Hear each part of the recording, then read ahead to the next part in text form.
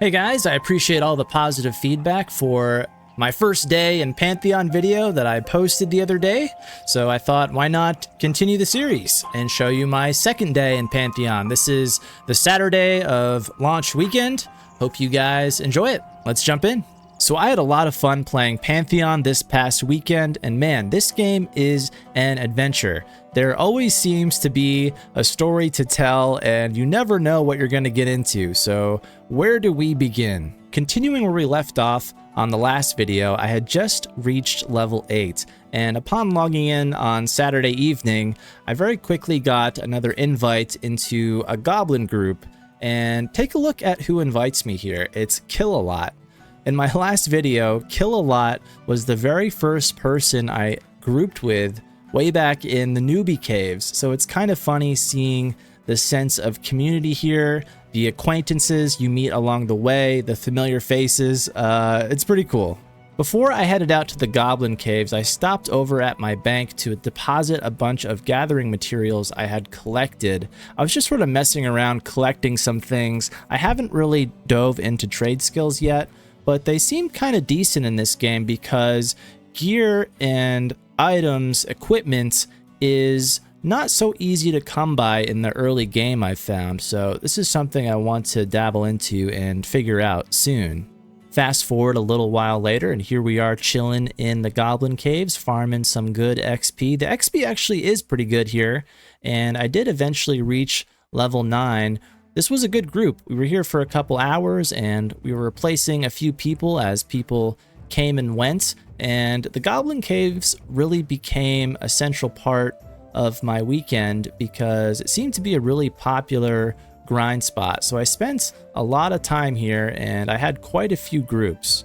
So after the group disbanded, I went back to town to train up and sell what was in my bags, and while I was in town, I found a weapon vendor, and I decided to purchase a shield. I don't know if it was a good investment or not. It was about 14 or 15 silver, which was kind of expensive to me, but I just felt like treating myself because I really wasn't feeling like a shaman unless I had a nice shield equipped. So I purchased the shield. Who knows if it's a good investment, but now I was really feeling like a shaman. Buying this shield actually reminded me of a pretty funny story back when I was a noob in EverQuest. I remember adventuring in the Common Lands, I think it was East Common Lands, and I found a merchant that sold a fine steel longsword. And I was like, whoa, that's like the best sword I have ever seen. I need to save up to buy that sword. And I saved up some ridiculous amount. I forget how much it cost, like 50 plat.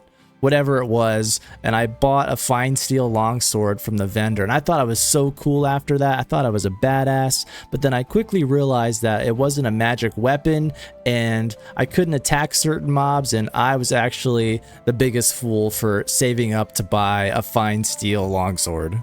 So here I am, level 9, and you might be thinking, where the heck's your shield? You just bought your shield. Well, in this game, nighttime is extremely dark, and your torch is actually very important. Otherwise, you sometimes literally can't see without it. So here I am in the dark with my torch. I got my shield in my bags, and I quickly got into another goblin group. And something interesting began to come into play here. I was watching my group leader sort of form the group, and I was looking at my party members, and I realized we were kind of under-leveled for the goblin caves, and I began to get this gut feeling that this may end in a disaster. I think my group is a little overconfident here, and this may not be the spot where we want to level up. And I didn't want to abandon the group because I'd feel bad being the healer here, just leaving everybody, so I decided to stick it out. But I feel like in hindsight, I should have went with my gut feeling because, man,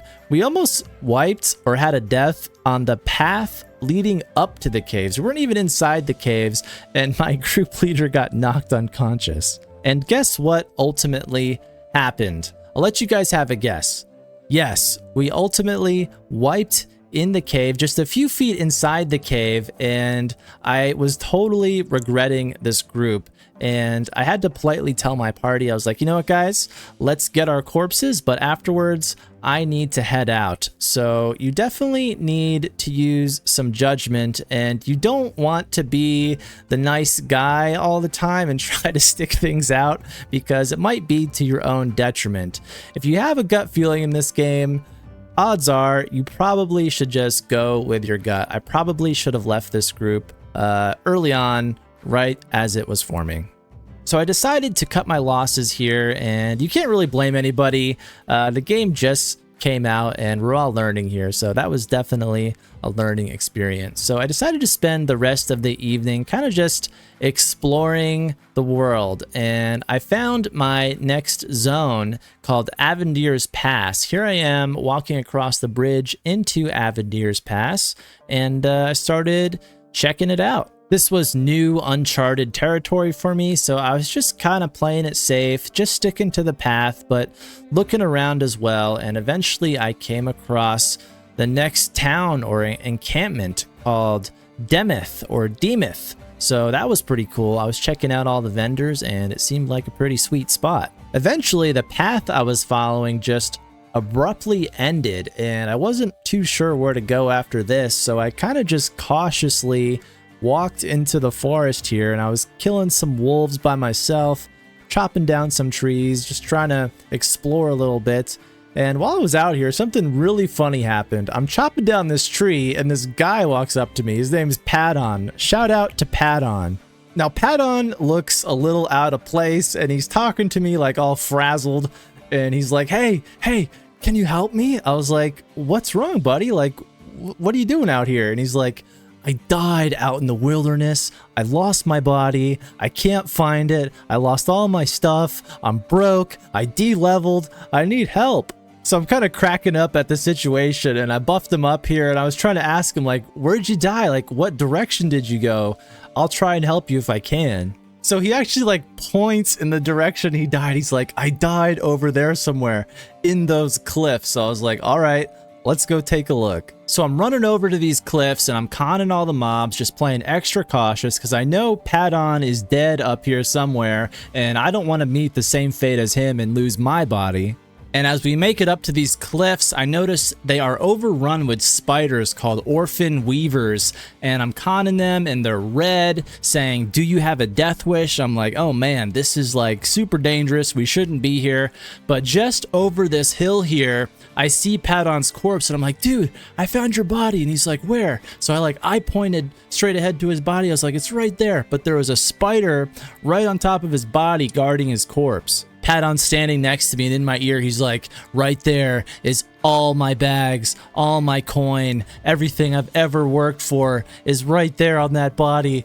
And I just couldn't figure out a way to help him with that spider guarding him. And I was trying to spend the next couple minutes convincing him to forget his losses here and that he can financially recover from this being level 5, but he was determined, man, and I don't know what ultimately ended up to Padon.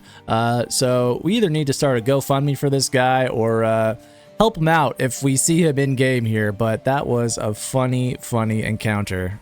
And after that little side quest with Padon there, I just decided to continue to explore the zone of Avendir's Pass on my own a little bit, killing mobs and gathering some materials, and eventually I decided to call it a night, and I found myself back in the town of Avelia, ready to log out, thus concluding my second day in Pantheon.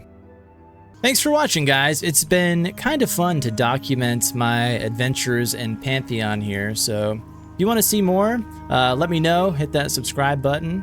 Thanks for watching, and as always, I'll see you soon.